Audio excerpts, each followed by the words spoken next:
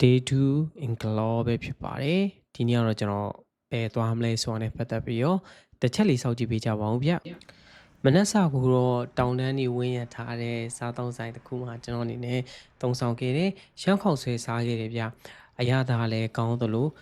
သူတို့ဆိုင်ရဲ့ပုံရိပ်မှုလေးရတယ်တော်လေးနေသက်စရာဖြစ်ခဲ့တယ်ဆိုင်ဝန်ထမ်းလေးရတယ်ကျွန်တော်မြို့ရနဲ့မတူဗျ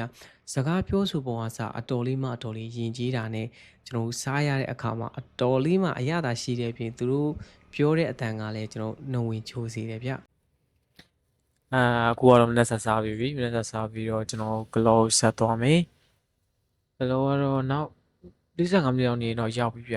အဲ့ခါကျတော့သူတို့ခုန plan နေဆွဲထားတဲ့လိမ်မော်ချန်ပါမယ်city view ပါမယ်ပေါင်းမယ်ဗျဘာလဲတော့မသိဘူးဒီကသူတို့ခေါ်သွားနေလိုက်ရမှာပေါ့အဲ့ခါကျရင်ဘာ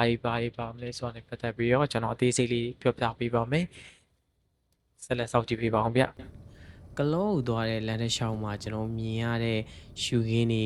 ကားလမ်းတွေကလည်းကျွန်တော်မွေလေးမွေခေါက်လေးတွေနဲ့ဆိုတော့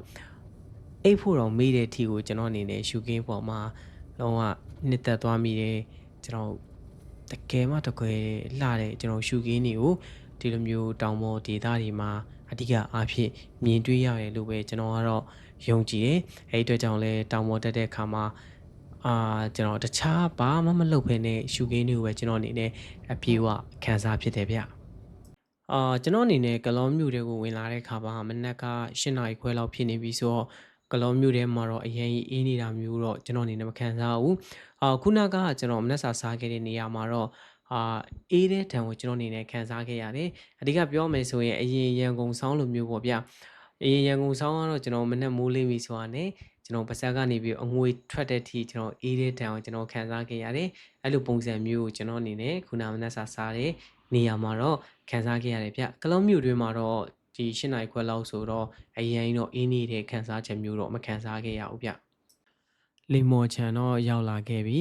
လိမ္မော်ချန်မှာတော့ပြောမယ်ဆိုရင်တော့လိမ္မော်သီးတွေကခူးခွင့်တော့မရှိဘူးဆိုပေမဲ့လည်းပဲလင်းတယ်လို့တော့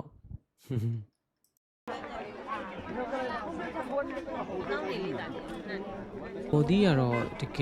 ယ် share ပဲအများကြီးပဲကျွန်တော်ကြည့်ပြီးတော့ခူးတော့ခူးကျင်တယ်ဒါပေမဲ့လည်းခူးခွင့်မရှိရနဲ့ကျွန်တော်တလုံးပဲရခဲ့ပါတယ်မြင်းမထီကူဖြစ်လာတဲ့ပတ်သက်ပြီးတော့ကျွန်တော်သိသလောက်လေးပြောပြပေးပါမယ်မြင်းမထီကူမဖြစ်ခင်မှာဒီ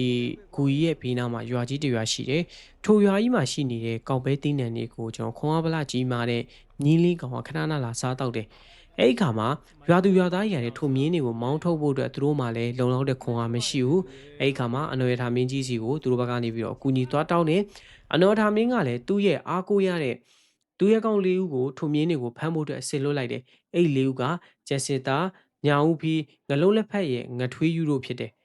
အဲ့၄ယောက်ကလည်းကျွန်တော်ပုံမှန်ချိန်မှာထိုမြင်းတွေကိုဖမ်းရင်ခက်ခဲမယ်ဆိုတာသိရတဲ့အတွက်သူတို့အနေနဲ့လုံးဝကန်အကြီးကြီးဘေးမှာထိုမြင်းတွေကိုစောင့်နေရဲထိုမြင်းတွေလာတဲ့အခါမှာအဲ့ကန်တွေကိုမောင်းထုတ်တယ်အဲ့ခါကျတော့မှသူတို့ကနေပြီးတော့မှထိုမြင်းတွေကိုအလွယ်တကူတက်စီးနိုင်သွားတယ်အဲ့ဒီထဲကမှကျက်စစ်သားမင်းစီးတဲ့မြင်းကအတော်လေးမြန်တယ်ဗျအဲ့အတွက်ကြောင့်တခါထိုမြင်းပြေးသွားတဲ့ပုံစံကိုကျွန်တော်ကြည့်လိုက်တဲ့အခါမှာမြေကြီးနဲ့ခွာနဲ့ကလုံးဝမထိသလောက်ကျွန်တော်မထိသလောက်ကိုမှကျွန်တော်မြင်နေရတဲ့လိုမျိုးဖြစ်နေတာဖြစ်တဲ့အတွက်မြင်းမထိကူမြင်းမထိရွာဆိုပြီးတော့အခုထက်ထိခေါ်နေကြတာပေါ့ဗျဒါတော့သမိုင်းကြောင်းလေးပဲဖြစ်ပါတယ်ကျွန်တော်သိသလောက်လေးပြောပြပေးတာပါမှားသွားတာမျိုးလည်းရှိပါတယ်နားလည်ပေးကြပါဗျဒါကတော့မြင်းမထိလိုင်ကူရဲ့အပြင်မှာရှိတဲ့ဈေးသည်တွေပေါ့စုံနေတာပဲသူတို့ရောင်းတာတွေကသူတို့ရဲ့ဒေတာထွက်စာဖြစ်တဲ့ကျွန်တော်တို့ဒီကျက်သွန်ဖြူဘိန်းဦးဒေါ်ပတ်တီစသဖြင့်အများကြီးပဲဗျအဲ့ဒီထဲကမှကျွန်တော်ဝယ်ခဲ့တဲ့ဆိုင်လေးတစ်ဆိုင်ရှိပါတယ်အဲ့ဒီဆိုင်လေးကတော့ဒီအဖွားစီရပဲဖြစ်တယ်ဗျကျွန်တော်အစတော့မဝယ်တော့ဘူးဆုံးဖြတ်ထားတာဒါပေမဲ့အဖွားကိုမြင်တော့စိတ်ထဲမှာဘလို့ဖြစ်လာမလို့ကျွန်တော်ဝယ်လိုက်တဲ့အခါမှာအတော်လေးသဘောလေးကောင်းတယ်လက်ဆောင်လေးလည်းအများကြီးပေးလိုက်တယ်ဗျ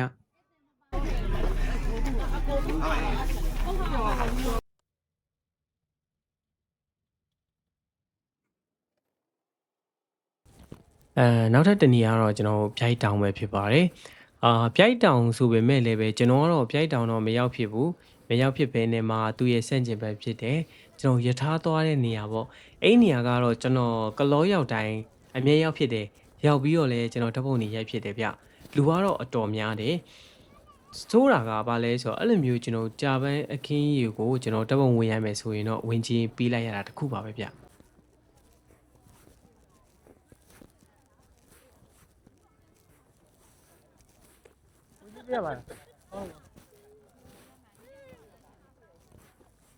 ရထားလိုင်းမှာတပ်ပုံရိုက်ချင်တယ်ဆိုရင်တော့အခုလိုမျိုးလေးတော့တက်ရတယ်အရင်တော့မမတ်ပါဘူးကျွန်တော်တက်တဲ့ခါမှာလည်းဖြည်းဖြည်းချင်းတက်မယ်ဆိုရင်တော့အဆင်ပြေပါတယ်ကျွန်တော်အပေါ်ရောက်တဲ့ခါကျရင်လည်းကျွန်တော်တို့မြင်ရတဲ့ရှုခင်းကကျွန်တော်မောတယ်ဆိုတဲ့ခံစားချက်တောင်မှချက်ချင်းပျောက်သွားနိုင်တဲ့ရှုခင်းမျိုးကိုကျွန်တော်တွေ့ရလိမ့်မယ်ဗျဒီဟာရတော့ကျွန်တော်ရေကန်ရဲ့ဟိုဘက်ချမ်းမှာတော့ရထားလမ်းရှိတယ်အိမ်မှာလည်းဓပုံရိုက်လို့တော်တော်လေးကောင်းတယ်တော်တော်လေးမှလည်းလှပါတယ်ဗျဓပုံရိုက်တဲ့သူတွေကတော့တော်တော်လေးများတယ်ဗျကျွန်တော်တို့ဆိုရင်တော့မဟိုးဘက်ကိုကျွန်တော်အစွန်ကြည့်သွားပြီးတော့မှဓပုံရိုက်ရတဲ့အခြေအနေထိဖြစ်ခဲ့တယ်တော်တော်များတယ်ဗျ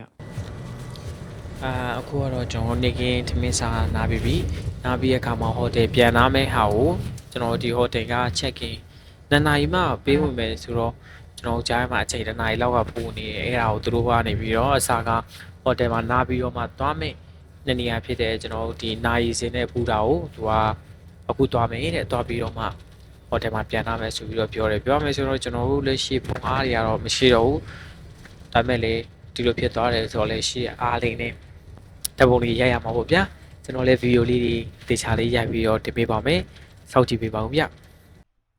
ကလောဘူတာရဲ့ကလောနာရီစင်ရဲ့မသွားခင်မှာကျွန်တော်တို့သူတို့လိုက်ပို့ပေးတဲ့နေရာကနှီးဖျားပဲဖြစ်ပါတယ်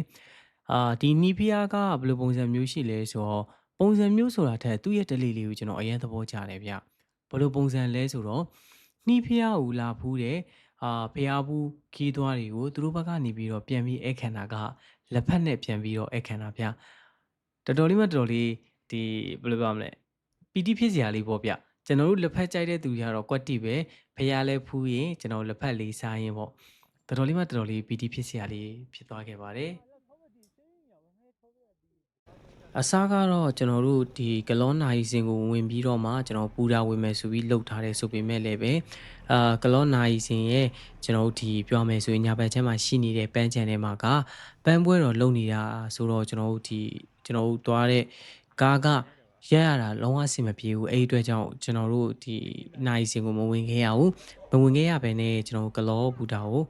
တန်းလာခဲ့လိုက်ရတယ်ပေါ့လူကတော့တော်တော်များတယ်ဗျပွဲတော်ရက်ဆိုတော့ကားတွေရတဲ့ရှုပ်တယ်ကျွန်တော်ဆိုင်ကယ်ရအဓိကပေါ့ဆိုင်ကယ်ရရှုပ်တာဖြစ်တဲ့အတွက်ဘူတာမှာပဲကျွန်တော်တပ်ပုံရိုက်တယ်ခဏနာတယ်ပြီးတဲ့ခါမှာကျွန်တော်ဟိုတယ်ပြန်ဖို့လုပ်တယ်ဗျတစ်ချက်လေးကြည့်လိုက်ပါဦးဗျလူတွေကတော့အများကြီးပဲတပ်ပုံကတော့ကျွန်တော်တလဲချင်းစီရိုက်ခဲ့ရတာပေါ့ကျွန်တော်အနေနဲ့ကလောဘူတာဆိုတာနဲ့မရိုက်ခဲလိုက်ရပါဘူးဒါကတော့ကျွန်တော်တဲမဲ့ခံမဲ့ဖြစ်ပါတယ်ဟိုတယ်ကကလောစီပါဟိုတယ်ပေါ့ဒါလေးတော့ရေချိုးကန်အိမ်နာဆိုးပဲကျေသားပဲဗျကျွန်တော်ကကြတော့နေရောက်ခံကိုကျွန်တော်ကနေရတာဆိုတော့ဘယ်လိုလဲပြောတယ်တယောက်တည်းနဲ့နေရောက်ခန်းကိုနေရောက်စာပေးပြီးနေရတာပေါ့ဆိုတော့ကျဲတယ်ထိုင်ကိုလေးကနှစ်ခုံမှာတစ်ခုံကတော့အသုံးမဝင်ဘူးပေါ့ဗျာကော်ဖီလေးပေးထားတယ်ကျဲထားပဲပါလိမ့်မယ်အဲ့ဒါပေးထားတယ်ဒီကလှုပ်ချင်တာမုတ်စိမ်မူရိတ်ချင်တာပဲ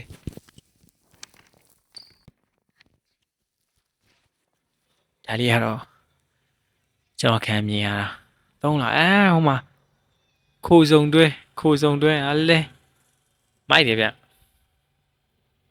ဆိုပါကျွန်တော်ကပုံမှန်ဆိုရင်တော့ချိုးကသူက4 သိန်း 4 တောင်းတယောက်ကိုကျွန်တော်ကတယောက်တည်းဆိုတော့3 သိန်း 1 တောင်းပို့ပေးလိုက်ရတယ်ဆိုပါရေမှုချိုးလိုက်ပါဦးမယ်ရေချိုးလိုက်ပါဦးမယ်3 နာရီခွဲပြန်ခေါ်ထားတယ်အခုမှ2 နာရီ50ပဲရှိသေးတယ်အားရသွင်းအောင်မယ်ဆက်ကြည့်ပေးပါဦးဗျတခါမှမ try ဘူးတဲ့ style ကို try ပြီးတော့နည်းနည်းလေးမှန်တက်သွားတာနဲ့ mic တောင်မေ့သွားတယ် mic မပါဘဲနဲ့ဆရာကြီးကပြောနေတာပြီးတော့မှ mic မပါမှန်းသိတယ်ဒါတော့ကျွန်တော်ညဘက် ဒီ3နာရီခွဲမှာသူတို့ပြန်ခေါ်တဲ့အခါမှာကျွန်တော်ဝတ်ထားတဲ့ outfit ပဲဖြစ်ပါတယ်ပုံစံကတော့တခါမှတော့အဲ့လိုပုံစံမျိုးမဝတ်ဘူးကျွန်တော်ဝတ်မယ်ဆိုရင်လူငယ်ပုံစံပဲကျွန်တော်ဝတ်ဖူးတဲ့အခုကြမှာနည်းနည်းတက်တက်ရရလေးဝတ်ပြီးတော့ဘယ်လိုပြောရမလဲဆိုတော့အရင်တော့ဆိုတော့ကိုနဲ့တည့်ရဲ့သူတွေပါတာပေါ့ပါတဲ့အခါမှာနည်းနည်းရှိန်နေအခုကတော့ကိုနဲ့တည့်ရဲ့သူတွေမပါတော့ try ကြည့်တာပေါ့မစိုးဘူးဗျလိုက်တာပဲဗျကျွန်တော် ਨੇ အခုတော့ဟိုတယ်ကနေစထွက်လာပြီဟိုတယ်ကနေစထွက်ပြီးတော့ city view ကိုတွားနေပါပြီဗျပုံစံကတော့ပုံစံနေထားတော့ဆောင်းမိုင်းနေလို့ထင်တယ်ဆက်ကြည့်ပေးပါအောင်ဗျ CD view ကိုကျွန်တော်ရောက်သွားတဲ့အခါမှာဗီဒီယိုရတော့အများကြီးတော့မရိုက်လိုက်ရဘူးဗျဘာလို့လဲဆိုတော့အပေါ်မှာကျွန်တော်ရဲ့ဒီအကူတွေကျွန်တော်ရဲ့အမားတွေပေါ့ဒီခကြီးသွားမှခင်တဲ့အကူတွေအမားတွေကိုကျွန်တော်အနေနဲ့တပုံလေးရိုက်ပေးနေရတာ ਨੇ ဗီဒီယိုရိုက်ဖို့လေးမိသွားတယ်ဆိုတော့ CD view မှာတော့ဒီဗီဒီယို2ခုလောက်ပဲပါသွားတယ်ဗျနောက်ထပ်ကျွန်တော်ရောက်သွားနေရကတော့တောင်မင်းကြီးခုံပြဒီအားတော့ကျွန်တော်တို့အများစုကတော့ဒီကိုလာကြတာကဒီနေဝင်နဲ့နေဝင်စည်းစာလေးကိုကျွန်တော်တို့ကြည့်ကျင်လို့ပေါ့ကြည့်ကျင်လို့လာကြတယ်ဒီမှာလဲနေဝင်စည်းစာကြည့်တဲ့အခါမှာအတော်လေးလည်းလာတယ်အများစုကအတွဲတွေဖြစ်နေတာဆိုတော့ကျွန်တော်အနေနဲ့ကြည့်တဲ့အခါမှာအတော်လေးမှဝမ်းနည်းမိရဗျထားပါဆိုတော့ဒီနေ့အတွက်ကတော့ကျွန်တော်အနေနဲ့ဒီ2အတွက်ကတော့ဒီတောင်မင်းကြီးခုံပြမှာပဲကျွန်တော်ကိတ်ဆုံးသွားတယ်ဆိုတော့သွားခဲ့တဲ့နေရာတော့နေရာတွေကတော့စုံတလောက်တော့ရှိရလို့ဆိုပေမဲ့လည်းပဲထင်တလောက်တော့မရောက်ဖြစ်ခဲ့ဘူးပေါ့ Day 3ကိုမနေ့ပြန်မှာကျွန်တော်ဆက်တင်ပေးပါမယ်